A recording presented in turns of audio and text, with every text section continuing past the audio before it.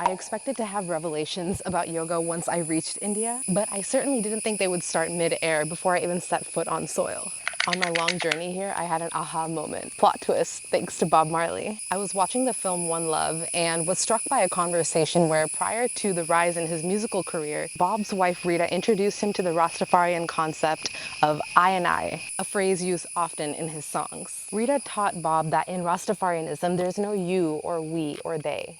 Only I and I, an ethos of seeing the other as extension of self rather than as separate. I couldn't help but draw a parallel to yoga philosophy. One of the most misunderstood and therefore avoided concepts of yoga philosophy is Ishvara Pranidhana, or surrender to the divine. At worst, this concept is taught as fear of God, or at best, as reverence to God.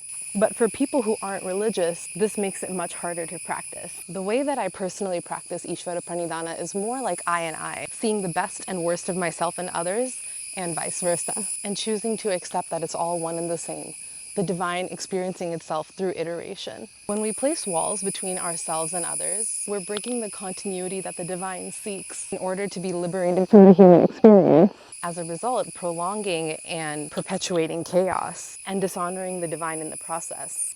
Where Bob Marley's music sought to unify a people divided by violence, Ishvara Pranidhana asks us to start with ourselves, practicing humility in the face of the divine, which connects us all. Or as Bob Marley might say it, I and I.